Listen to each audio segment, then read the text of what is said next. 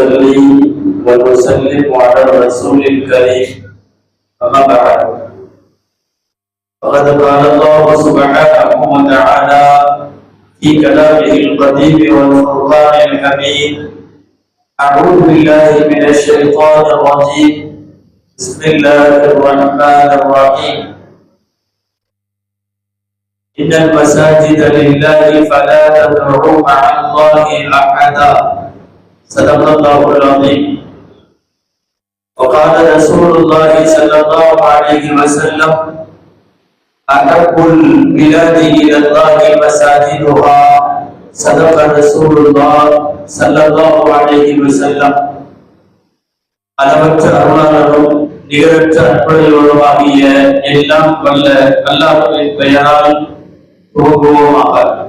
அருமைநாயகம் முஹம்மது ரசூலுல்லாஹ் ஸல்லல்லாஹு அலைஹி வஸல்லம் அவர்களின் மீதும் நற்பாக்கியங்கள் நிறைந்த அவர்களுடைய உம்மத்தின் மீதும் குறிப்பாக இந்த ஜும்மா நன்னாளில் நம் அனைவரின் மீதும் எல்லாம் வல்ல அல்லாஹ்வினுடைய நற்பாக்கியங்கள் அனைத்தும் நிறைவாக உண்டாவதாக. ஆமீன். அல்லாஹ்வின் பேரருளால் மதீனத்துல் உலூம் மஸ்ஜித் அண்ட் மதரசா என்ற பெயரில் துவங்கப்பட்டு அல்லாஹ்வுக்காக இன்று அர்ப்பணிக்கப்பட்டிருக்கக்கூடிய இந்த பள்ளிவாசலை அல்லாஹ் கபூல் செய்வானாக. கியாமத் நாள் வரை தொடர்ந்து இங்கே தொழுகைகள் நடைபெறவும் அந்த தொழுகைகள் ஒப்புப்படவும் அல்லாஹ் கபூல் செய்வானாக.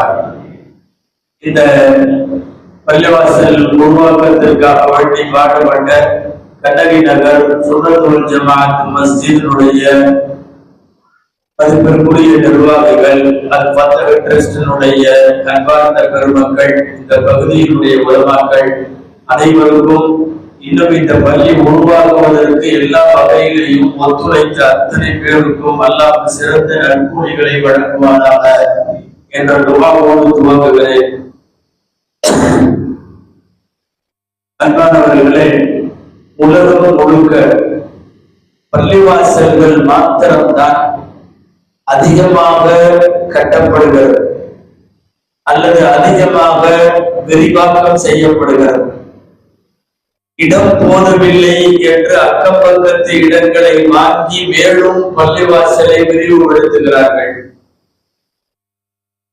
கிரவுண்ட் ஃப்ளோரிலே இடம் போதவில்லை என்று முதல் மாடி இரண்டாவது மாடி என்று கட்டிக்கொண்டே போகிறார்கள்.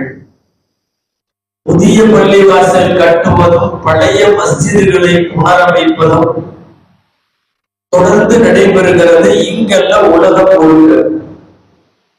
நீங்கள் இந்தியாவின் எந்த பள்ளிவாசலிலே போய் சும்மா தொழுதாலும் தொழுகை முடிந்த பிறகு அங்கே ஒரு சப்தம் கேட்கிறது, எங்க ஊர் பள்ளிவாசல் கட்டுறதுக்கு உங்களால முடிஞ்ச நிதி உதவி கொடுங்க என்ற சப்தம் கேட்கிறது. அது எதற்கு சொல்லுகிறேன்? உலகத்தில் பல்வேறு நாடுகளில் சமய வழிபாட்டு தலங்கள் காலியாக இருக்கிறது. தொழ ஆள் இல்லை, வணங்க ஆள் இல்லை. பல கடவுள்களின் தேவாலயங்கள் உட்பட கடவுளை வணங்குவதற்கு ஆள் இல்லாமல் காலியாய் கிடக்கிற ஒரு சூழ்நிலையில் பள்ளிவாசல்களில் மாத்திரம்தான் இடம் போதவில்லை என்றொரு சூழல் உருவாகிறது. இன்னமும் அதிகமாக விஸ்தீர்ணம் செய்யப்பட வேண்டும், புனரமைப்பு செய்யப்பட வேண்டும் என்கிற ஒரு சூழல் உருவாகிறது. குறிப்பாக ஐரோப்பிய நாடுகளில் பல ஆலயங்களை வெள்ளிக்கிழமை நாங்கள் வாடகைக்கு தருகிறோம், எடுத்துக்கொள்ளுங்கள், காரணம் இங்கு வருவோர் இல்லை, இங்கு வணங்குவோர் இல்லை என்று காலியாக கிடக்கிற சூழ்நிலையில் உலகம் முழுக்க கட்டப்படுகிற விரிவாக்கப்படுகிற பள்ளிவாசல்களின் வரிசையில் இங்கே இந்த கண்ணகி நகர் பகுதியினுடைய மதீனத்துல் உலூம் என்கிற இந்த பள்ளிவாசலும் ஒன்றாய் அடங்கும். அன்பானவர்களே, அல்லாஹ்விற்காக ஒரு இடத்தில் வக்ஃப் செய்யக்கூடிய பள்ளிவாசல் கியாமத் வரை அது வக்ஃபாகவே இருக்கும். நீங்கள் பலமுறை கேள்விப்பட்டிருக்கலாம், இந்தியாவிலே மிகுந்த சர்ச்சைக்குரிய சொல் இன்றைக்கு வக்ஃப் என்ற சொல். வக்ஃப் என்ற அரபி வார்த்தைக்கு என்ன பொருள்? நீங்கள் அரபி டிக்ஷனரியில பார்த்தால் தெரியும், நிறுத்துதல் என்று பொருள். வக்ஃப் ஸ்டாப் அப்படின்னு அர்த்தம். என்ன ஸ்டாப் என்று ஏன் பெயர் வைத்தார்கள் என்றால், உலகத்தில் கட்டப்பட்டு வக்ஃப் செய்யப்படுகிற எந்த இடமானாலும், பள்ளிவாசலானாலும், மதரசாவானாலும் தனிநபர் உபயோகத்திலே இருந்து மாறி அது அல்லாஹ்வினுடைய உபயோகத்திற்கு மாறிவிடும். அந்த ப்ராப்பர்ட்டியினுடைய ஓனர்ஷிப் என்பது எல்லா ரெக்கார்டுகளும் வேற. இனிமேல் வக்ஃப் செய்யப்பட்டு விட்டால் அது அல்லாஹ்வினுடைய ஓனர்ஷிப்புக்கு போய்விடும். அதனால்தான் வக்ஃபுக்கு ஸ்டாப் என்று பெயர். ஸ்டாப் என்றால் மனிதர்களுக்கு சொந்தம் என்கிற நிலையில் ஸ்டாப் ஆகி அது அல்லாஹ்விற்கு சொந்தம் என்று ஆகிவிடுகிறது. உலகத்திலே இருக்கிற வக்ஃப் செய்யப்பட்ட அத்தனை பள்ளிவாசல்களும் கியாமத்து வரை பள்ளிவாசல்கள். இங்க இரண்டு விஷயம் நாம் முக்கியமாக சிந்திப்பது. இடையில் யாராவது இந்த பள்ளிவாசலையோ ஏதோ ஒரு வக்ஃப் செய்யப்பட்ட பள்ளிவாசலையோ எடுத்து விட்டால், அபகரித்து விட்டால், இது ஆக்கிரமிப்பு என்று சொல்லி அவர்கள் எடுத்துக்கொண்டால், அதிகார வர்க்கத்தின் மூலமோ நீதிமன்றங்களின் மூலமோ அவர்கள் இனிமேல் இங்கே இது பள்ளிவாசல் இல்லை என்று சொல்லிவிட்டாலும், எவ்வளவு காலம் கழித்தாலும் ஒரு நாள் இது மீண்டும் பள்ளிவாசலாக மாறும். ஏனென்றால் கியாமத்து வரை பள்ளிவாசல்கள் தான். அது பாபரி மஸ்ஜிதுக்கும் பொருந்தும், கங்கை நகருக்கும் பொருந்தும். இது மார்க்கத்தினுடைய அடிப்படை சட்டம். ஒரே ஒரு தடவை வக்ஃப் செய்யப்பட்டு விட்ட பள்ளிவாசல் கியாமத்து வரையும் பள்ளிவாசலாகத்தான் நீடிக்கும். நாட்டிலே இருக்கிற நிறைய இடங்களை அரசு தனதாக்கி கொள்ளலாம், பள்ளிவாசலை பொறுத்தவரை தனதாக்கி கொள்ள முடியாது. அது அரசனுக்கும் உரிமையானது அல்ல. அந்த அடிப்படையில் ஒரு முறை அல்லாஹ்விற்காக வக்ஃப் செய்யப்பட்டு அர்ப்பணிக்கப்படுகிற பள்ளிவாசல்கள் எல்லாம் கியாமத்து வரை பள்ளிவாசல்கள். பள்ளிவாசல்களில் கவனிக்க வேண்டிய ஒரு இரண்டாவது செய்தி என்னன்னா, ஒரு பள்ளிவாசல் கட்டப்படுகிற போது அந்த இடம் ஆக்கிரமிப்பு இடமாக இருக்கக்கூடாது என்பது மார்க்க சட்டம். இன்றைக்கு பல பேர் குறிப்பாக இந்திய நாட்டில் விவாதத்திற்கு உட்படுத்துகிறார்கள் அல்லவா. இந்த பள்ளிவாசலை அபகரித்து கட்டிவிட்டார்கள், இந்த பள்ளிவாசலை ஆலயமாக இருந்ததை இவர்கள் இடித்துவிட்டு பள்ளிவாசல் கட்டிவிட்டார்கள். உலகத்தில் எல்லாருக்கும் இஸ்லாத்தின் சார்பாக ஷரியத்தினுடைய ஒரு சட்டத்தை உரத்து சொல்ல வேண்டும். என்ன சட்டம்னா, ஒரு அபகரிக்கப்பட்ட இடத்துல பள்ளிவாசல் கட்டுறதுக்கே முதல்ல அனுமதி இல்லை. எப்படி உங்களுக்கு ஆகம விதிகள் இருக்கிறதோ, உங்களுடைய ஆலயங்களுக்கு என்று சட்டங்கள் இருக்கிறதோ, அதுபோல மஸ்ஜிதுக்கு சட்டம் உண்டு. என்னன்னா, ஆக்கிரமிக்கப்பட்ட இடத்தில் கட்டக்கூடாது, ஒருத்தர் அநியாயமாக திருடி எடுக்கக்கூடாது, ஒருத்தர் அப்படியாக நிர்பந்தம் செய்து ஒரு இடத்தை வாங்கி பள்ளிவாசல் கட்ட முடியாது, கட்டதான் செல்லாது. ஜும்மா தொழுகையினுடைய சட்டங்களிலே கூட குறிப்பாக கொரோனா காலங்களில் மிக அதிகமாக கேட்கப்பட்டு உலகம் முழுக்க பத்துவாக்களாக கொடுக்கப்பட்ட சட்டம் என்ன தெரியுமா? ஒரு அனுமதி இல்லாமல் அடுத்தவர்களுடைய இடத்தில் ஒருவேளை தொழுதால் கூடாது, ஒருவேளை பள்ளிவாசல் கட்டினால் கூடாது. நீண்ட வரலாறுகள் சொல்ல நேரமில்லை, ஆனால் சுருக்கமாக ஒரு விஷயம் சொல்ல முடியும். கலீஃபாக்களின் காலத்தில் ஆர்வ கோளாறில் சில மாநிலங்களின் ஆளுநர்கள் பக்கத்திலே இருக்கிற யூதர்களுக்கு அல்லது வேறு சமயத்தை சார்ந்தவர்களுக்கு சொந்தமான இடத்தை வம்படியா அவங்களை காலி பண்ணி அந்த பள்ளிவாசலோடு சேர்த்தியதற்கு பின்னால் ஜனாதிபதியாகிய உமர் ரலியல்லாஹு அன்ஹுவின் கவனத்திற்கு இது கொண்டு செல்லப்பட்டு அவர்கள் திரும்ப பள்ளிவாசல்ல இருந்து அந்த இடத்தை கட் பண்ணி யாரு சொந்தமோ அந்த யூதனுக்கு திரும்ப கொடுத்து விட வேண்டும், அவன் மனப்பொருத்தம் இல்லாமல் பள்ளிவாசலுக்கு சேர்த்தது கூடாது என்று சொல்லி சேர்க்கப்பட்ட இடத்தை மீண்டும் யூதர்களுக்கு வழங்கிய நிகழ்வு நம்மள்ட்ட இருக்கு. காரணம் என்னன்னா, அடுத்தவர்களுடைய இடத்தை, நிலத்தை, ஆலயத்தை, வீட்டை ஆக்கிரமித்து ஒரு பள்ளிவாசல் கட்ட முடியாது என்பது அல்லாஹ் ரசூல் வகுத்தளித்திருக்கிற ஷரியத் சட்டம். அந்த அடிப்படையில் எந்த ஒரு இடத்தையும் ஆக்கிரமிப்பு செய்து பள்ளிவாசல் கட்டுவதில்லை. இன்னைக்கு ஒரு பொய் பிரச்சாரம் அப்படி நடக்கிறது. இதை எடுத்துக்கிட்டாங்க பள்ளிவாசலுக்கு, அதை எடுத்துக்கிட்டாங்க பள்ளிவாசலுக்கு. சரி, யாருப்பா எடுத்தா? முகலாய மன்னர்கள் எடுத்துக்கொண்டார்கள். இது யோசித்து பார்த்தால் அறிவு சார்ந்து அப்பட்டமான பொய். ஏன்னா நாடு முழுக்க 1000 ஏக்கர் அவங்களுக்கு இருக்குது. அவங்க ஒரு பள்ளிவாசல் கட்டுறதுன்னா ஒரு கையெழுத்து போட்டு 500 ஏக்கர் எடுத்துக்குவாங்க. அவங்க எதுக்கு இங்க இருக்கிற ஒரு 2400 ஸ்கொயர் ஃபீட் மட்டும் வேணும்னு அடம்பிடிப்பாங்க? இதுல இன்னொரு அதிசயம் என்ன தெரியுமா? பல இந்த நாட்டில இருக்கிற பல்வேறு சமயங்களை சார்ந்த ஆலயங்களுக்கு மானியமாக முகலாய மன்னர்கள் 1000 ஏக்கர் 2000 ஏக்கர் என்று வழங்கிய குறிப்புகளும் பத்திரங்களும் இன்னைக்கு இருக்கு. உங்களையே கூப்பிட்டு 1000 ஏக்கர் இனாமா கொடுப்பாராமா. அவர் பள்ளிவாசல் வேணுங்கிறப்ப இந்த இடம் தான் எனக்கு வேணும்னு சொல்லுவார் என்பது லாஜிக்காகவே இந்த நாட்டில் செய்யப்படுகிற இட்டு கட்டப்படுகிற பிரச்சாரம். அன்பானவர்களே, ஞானவாபி பள்ளிவாசல் என்பது இந்தியாவிலே கடந்த ஆண்டு கடுமையான சர்ச்சைக்குள்ளானது. என்னன்னா, முகலாய மன்னர்கள் அதை எடுத்துக்கிட்டாங்க, அது ஆலயமா இருந்துச்சு, பள்ளிவாசல் ஆக்கிட்டாங்க, இது ஆக்கிரமிப்பு, இங்க பூஜை நடத்தணும், அப்படி இப்படின்னு எல்லாம் நீதிமன்றத்துல வழக்கு. அந்த விஷயம் என்ன தெரியுமா? இன்னைக்கும் ஞானவாபியனுடைய அந்த இடத்தில் ஏன் அவர்கள் மிக அதிகமாக சொல்லிக் கொண்டிருக்கிற காசி ஆலயத்தில் ஆபீஸ்லயே போய் நீங்க அலுவலகத்துல போய் உங்களோட பத்திரம் கொடுங்கன்னு கேளுங்க. இன்னைக்கும் காசி விஸ்வநாதர் ஆலயத்தில் ஃபர்மான் பத்திரம்னு சொல்லி ஒரு பத்திரம் இருக்கு. அந்த பத்திரத்துல இருக்குது, இந்த இடம் அனைத்தும் எங்களுக்கு அவுரங்கசீப்பால் இலவசமாக தரப்பட்டது.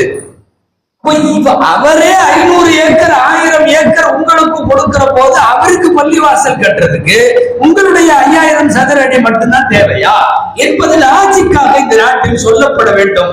நாம சொல்ல வர்றது, ஒரு பள்ளிவாசல் என்பது எங்க வக்ஃப் செஞ்சு அல்லாஹ்வுக்கு அர்ப்பணிச்சாலும் அந்த இடம் ஆக்கிரமிப்புல கட்ட மாட்டோம், அடுத்தவங்க மனசை உடைச்சு கட்ட மாட்டோம், நீ போன்னு சொல்லி வம்படியா காலி பண்ண வச்சு கட்ட மாட்டோம். அவ்வாறு கட்டுவதற்கு அனுமதியும் இல்லை. இந்த இடம் இப்போது வக்ஃப் செய்யப்பட்டு விட்டால் இனி கியாமத்து வரை இது பள்ளிவாசல் தான். கியாமத்து வரையும் பள்ளிவாசல், யாரும் இதுக்கு சொந்தம் கண்டுட முடியாது. நேற்று வரைக்கும் வக்ஃப் செய்யற வரைக்கும் வேணா இது எங்க இடம்னு யாராவது சொல்லிட்டு இருந்திருக்கலாம். வக்ஃப் செஞ்சு தொழுகிறன்னு ஆயிடுச்சு, இனி ஒரு நேரத்துல எங்க இடமா இருந்துச்சுன்னு சொல்லலாம். இப்ப இருக்குன்னு யாரும் சொல்ல முடியாது, அல்லாஹ்வுக்கு சொந்தம். வேடிக்கையாக ஒரு நிகழ்ச்சி சொல்லுவார்கள். மிகப்பெரிய சட்டம் மேதை, ஹனபி மதுஹபின் சட்டங்களை உருவாக்கிய இமாம் அபூ ஹனீஃபா ரஹ்மத்துல்லாஹி காலம், இந்த அரசர் மனைவியை தலாக் விட்டுருவார். அந்த காலத்துல எல்லாம் டிசைனா தலாக் சொல்லுவாங்க. அவர் திடீர்னு நடுஜாமத்துல கணவன் மனைவிக்கு இடையில சண்டை காலையில ஃபஜ்ருக்குள்ள என் ஆட்சிக்கு உட்பட்ட இடத்துல இருந்து நீ வெளியே போகலன்னா நீ தலாக்ன்ட்டார். அந்தம்மா ஓன்னு அழுகுது. ஃபஜ்ருக்குள்ள அந்த ஊரை விட்டு வெளியே போக முடியாது, நாட்டை விட்டே வெளியே போகணும், இல்லைன்னா தலாக் ஆயிரும். யாராச்சும் ஐடியா கேட்டப்போ அவங்க சொன்னாங்க, இமாமுல் ஆலம் அபூ ஹனீஃபா ரஹ்மத்துல்லாஹி போங்க, இது தலாக் ஆகுமா இல்லையான்னு சட்டம் சொல்லுவாங்க. போய் இமாமுல் ஆலம் வீட்டை நடுராத்திரி கதவை தட்டி, என் கணவராகிய அரசர் இப்படி ஒரு தலாக்கு சொல்லிட்டாரு, நான் ஃபஜ்ருக்குள்ள நாட்டை விட்டு எப்படி போவேன், எந்த வாகனத்தில் ஒட்டகத்தில் குதிரையில் போனாலும் போய் சேர முடியாதுன்னு கேட்டப்போ இமாமுல் ஆலம் சொன்னாங்க, உங்க வீட்டுக்கு பக்கத்துல பள்ளிவாசல் இருக்கானா? ஆமா இருக்கு, பள்ளிவாசலுக்குள்ள போய் உட்காந்துக்கோ. நாடு பூரா அரசனுக்கு சொந்தம், ஆனா பள்ளிவாசல் அல்லாஹ்வுக்கு சொந்தம். அதனால நீ அங்க போய் இருந்துட்டா தலாக் ஆகாதுட்டாங்க. அதே மாதிரி அந்த அம்மா போய் கரெக்டா ஃபஜ்ர் வரும்போது பள்ளிவாசலுக்குள்ள உட்கார்ந்து இருக்குது. ஃபஜ்ர் அப்போ நாட்டுல இருந்தாதான் தலாக் ஆகும், ஃபஜ்ர் அப்போ பள்ளிவாசல்ல இருக்கும் போது அவங்க எழுத வர்றது என்னன்னா, நாடே ஒரு அரசனுக்கு சொந்தமானாலும் அந்த நாட்டில இருக்கிற பள்ளிவாசல்கள் அரசனுக்கு சொந்தம் அல்ல. அப்படி இருக்கிற போது இது கியாமத்து வரை அல்லாஹ்வுக்கு சொந்தமான பள்ளிவாசல். அன்பானவர்களே, புதிய பள்ளி என்பதால் இந்த பள்ளியில் கடைபிடிக்க வேண்டிய சில முக்கியமான, இந்த பள்ளி என்ற உலகத்தின் எல்லா பள்ளிவாசல்களிலும் சில ஒழுக்கங்களையும் அணுகுமுறைகளையும் அவைகள் நாம் தெரிந்து கொள்ள வேண்டியது கட்டாயம். முதல் செய்தி, ஒரு பள்ளிவாசலின் அழகு என்பது அந்த பள்ளிவாசலின் சப்புகள் நிறைய ஆகுவதில் தான் அழகு. மினாராவில் அல்ல அழகு, டைல்ஸ் கிரானைட்ஸ்ல அல்ல அழகு.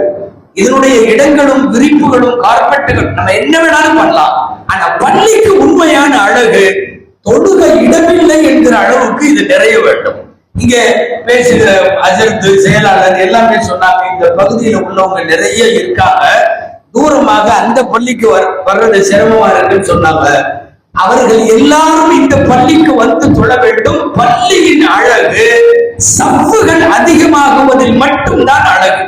நீங்க வெள்ளை அடிக்காம கூட வச்சிருக்கலாம், வேற எப்படி வேணாலும் இருக்கலாம். அதிகமான பேர் தொழ வர வேண்டும். வெறும் ஜும்மாவுக்கு மட்டுமல்ல, எல்லா நேரத்திலேயும். அன்பானவர்களே, உங்களுக்கு தெரியும், சஹீஹுல் புகாரியுடைய முக்கியமான ஹதீஸ், பள்ளிக்கு பக்கத்திலே இருப்பவர்களுக்கு பள்ளியில் மட்டும்தான் தொழுகை. அப்படின்னா வீட்டுல தொழுகை இல்லை, பள்ளியில தான் தொழுகணும். பள்ளிக்கு பக்கத்துல இருக்கிறவங்க அப்படின்னா யாரு, எத்தனை பேர்?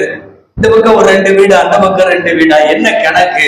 அந்த ஹதீஸின் விளக்க முறையில எழுதுகிறார்கள், இந்த பள்ளியின் பாங்கு எதுவரை கேட்குமோ அதுவரை இந்த பள்ளிக்கு பக்கத்து வீடு. பக்கத்து வீடுனா லெப்ட்ல 5 ரைட்ல 5 இல்ல, முன்னாடி பின்னாடி மட்டுமல்ல.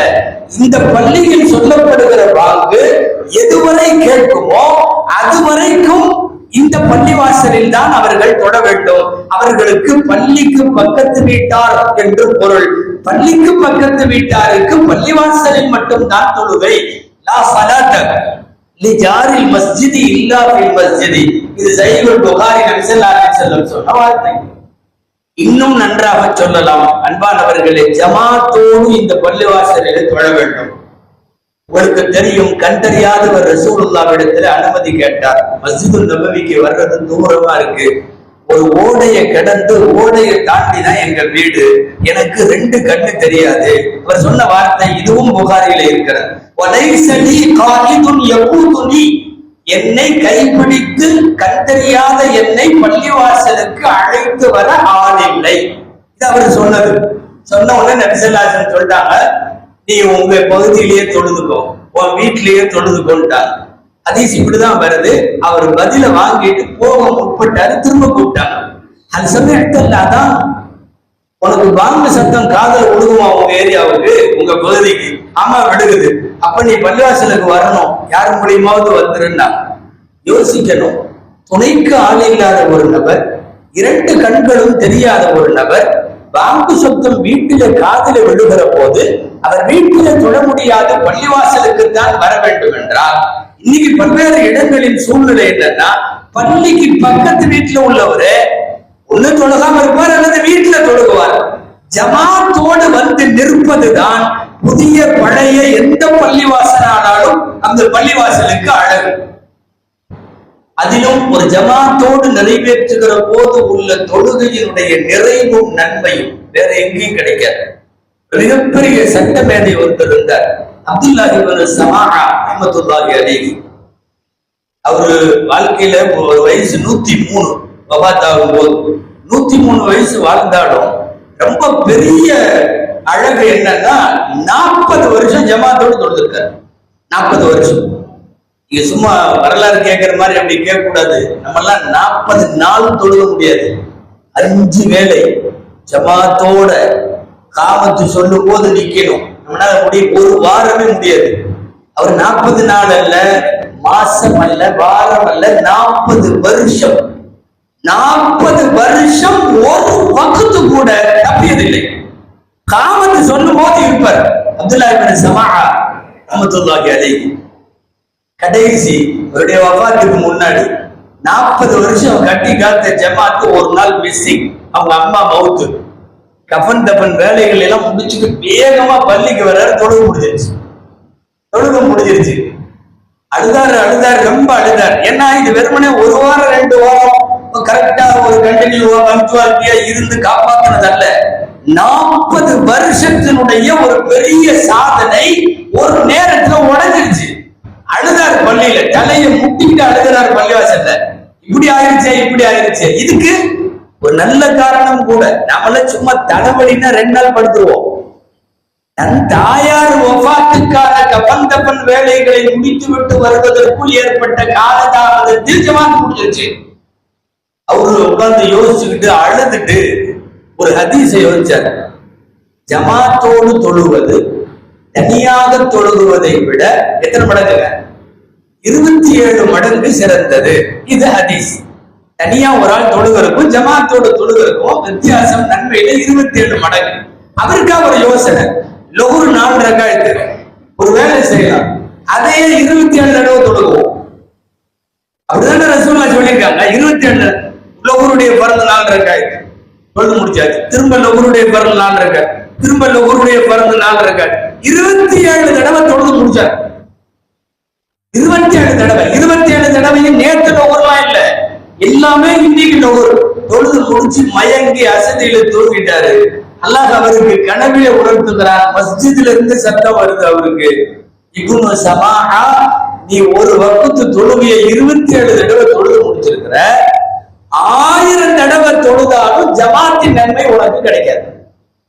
ஜமாத்தோடு தொழுத நன்மை கிடைக்காது. அவரு ஜமாத்தோடு தொழுகிற போது இமாம் ஓதி, ஒரு சத்தம் போட்டு ஓதுற தொழுகையா இருந்தா ஓதி, சிராத்தல் லதீன அன்அம்த அலைஹிம் கைரில் மக்தூபி அலைஹிம் வலல்லாஹீன் ஓதி, இமாம் ஆமீன் சொல்லி, பின்னால இருக்கிறவங்க எல்லாம் ஆமீன் சொல்லி, ஜமாத்தின் நேரத்திலே மாத்திரம் ஆஜராகிற மலக்குகள், அந்த மலக்குகளும் ஆமீன் சொல்லி அந்த துஆ அப்படியே ஏற்கப்படும். அது இல்லாம நம்ம தனியா வந்து நம்மளே வளர்ந்தாலின் வரை ஓதி, நம்மளே ஒரு ஆமீன் ஓதி எல்லாம் ஏற்றுக்கொண்டா ஏத்துக்கலாம். ஆனா ஜமாத்தினுடைய உத்தரவாதமும் அந்த நன்மையும் கிடைக்காது என்பது நாம் இங்கே ஜமாத்தோடு தொழுவதன் அவசியத்தை உணர வேண்டும். எல்லாரும் அல்ல, குறிப்பாக எல்லாருக்கும் தான், குறிப்பாக இந்த பகுதியை சார்ந்தவர்கள். புதிய பள்ளிவாசல் என்பதால் கவனிக்க வேண்டிய இன்னொரு முக்கியமான அம்சம், முஸ்லிம்களின் தொழுகையின் பெருமையே சஃப்புகள் தான், சஃப்புகள் மாத்திரம்தான். சொன்னார்கள், நம்முடைய சப்புகள் மலக்குகளின் சப்புகளை போல. முன்னாடி உள்ள எந்த சமுதாயமும் இப்படி நீட்டா வரிசையில நின்று தொழுகல. கசமுசான் தொழுதாங்க, அவங்கவுங்க தொழுதாங்க, வீடுகள்ல காடுகள்ல தொழுதாங்க. இந்த வரிசை மலக்குகளின் வரிசை. சப்பு மிக சரியாக இருக்க வேண்டும். சப்பின் ஒற்றுமையில் மஹல்லாவின் ஒற்றுமை இருக்கிறது. சப்பின் அணிவகுப்பில் மஹல்லாவின் ஒருங்கிணைப்பு இருக்கிறது. ஜன்னிபு சுபியானுக்கும் அணிசுவோ, சப்புகளை விட்டும் சிறிய குழந்தைகளை பின்னாலே வையுங்கள் சொன்னது. தகப்பனார் மகனை கூட்டிட்டு வர்றது பெருமையான விஷயம். ஆனா பின்னாடி ஒரு சப்புல மகன்களை அங்க நிக்க வைக்கணும். அவர் மட்டும்தான் முன் சப்புக்கு வரணும். பையனை கொண்டு வந்து முன் சப்புல வைக்க கூடாது. சப்பு என்பது பெருமையான விஷயம். புதிய மஸ்ஜிதின் போது கவனிக்கப்படுகிற இன்னொரு அம்சம், இன்னைக்கு அதிகமாக பேணப்பட வேண்டிய செய்தி, பள்ளிவாசலுக்கு ஒது செஞ்சுட்டு உள்ள வரும்போதே உங்கள் மொபைல் பயன்பாடு நின்று. காமத்து சொல்ற வரையும் சில பேர் இப்படியே பண்ணிட்டு இருக்கிறாங்க. மோதினாருக்கு பக்கத்துல உட்காந்து இப்படி, அவரு கதுகாமத்து சில வந்த பிறகுதான் முடிச்சுட்டு தூக்கி போட்டு இவர் எந்திருக்கிறார். ஒரு ஹதீஸ், முக்கியமான ஹதீஸ், இன்னக்கும் பிஸ்ஸலாத்தி மன் தகர்துமுஸ்ஸலா, நீங்கள் தொழுகையை எதிர்பார்த்திருக்கும் காலமும் தொழுகையில் தான் இருக்கிறீர்கள். தொழுகைக்கு காமல் சொல்றதுக்கு இன்னும் 10 நிமிஷம் இருக்கு, 15 நிமிஷம் இருக்கு, நான் முன்னாடி வந்துட்டேன். காமத்து சொல்றதுக்கு 15 நிமிஷம் இருக்குல்ல, நான் தொழுகையிலே இருப்பதாக அர்த்தம் என்கிறார்கள் நாயகம். பள்ளிவாசலுக்குள் வந்து தொழுகையை எதிர்பார்த்திருக்கும் காலம் தொழுகையின் காலம் என்றால், நீ தொழுதுட்டு இருக்கிறப்போ மொபைல நோண்ட முடியுமா? தொழுதுட்டு இருக்கிறப்போ சோசியல் மீடியாவுக்குள்ள இருக்க முடியுமா? ஆனால் பள்ளிவாசலுக்குள்ள வந்து சாவகாசமா அதை பண்ணிட்டு இருக்கிறாங்க. மொபைல் போன்களால் இன்றைக்கு ஏற்பட்டிருக்கக்கூடிய பெரிய விஷயம் இது, இடையூறு. இறை இல்லங்களில் இடையூறுகள் என்று யோசித்தால் இன்னைக்கு ஃபர்ஸ்ட்ல அதான் இருக்கு, மொபைல் போனுடைய இடையூறு. மட்டுமல்ல, ஒருவேளை தொடுகிற போது அடித்தாலும் கை வைத்து அதை அணைப்பதற்கு சட்டம் இருக்கிறது. கை வைத்து அதை அணைக்கலாம். ஆடையினுடைய பாக்கெட்லயோ மேற்பா எங்க இருந்தாலும் அந்த இடத்திலே கை வைத்தோ, தேவைப்பட்டால் உள்ளுக்குள் கையை விட்டோ அணைப்பதற்கு சட்டத்தில் அனுமதி உண்டு. சமீபத்தில் சவுதி அரசு கேட்கப்பட்ட ஒரு கேள்வி, தொழுகையில இருக்கிறப்போ அப்படியே அணைக்க முடியல, மொபைல கையில எடுத்து கட் பண்ணலாமா என்று கேட்கப்பட்ட கேள்விக்கு சவுதியினுடைய ஃபத்வா அமைப்பு சொல்லி இருக்கிற பதில் என்னன்னா, செய்யலாம் என்று சொல்லி ஹதீஸ் ஆதாரத்தை காட்டுவதற்காக விரிவாக சட்டத்துக்குள்ள போனா லேசா சொல்லுகிறேன். ஸல்லல்லாஹு அலைஹி வஸல்லம் தொழுகிற போது குழந்தையை இறக்கி விட்டதும், சில நேரம் குழந்தையை எடுத்துக்கொண்டதும் ஹதீஸ்ல பதிவாக இருக்கிறதுனால அந்த அளவுக்கு உள்ள ஒரு சின்ன செயல்பாட்டுக்கு அனுமதி உண்டு.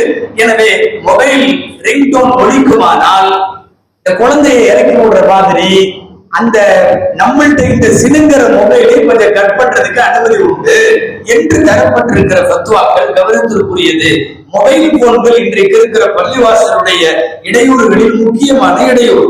மூன்றாவது முக்கியமா கவனிக்க வேண்டியது குத்பா.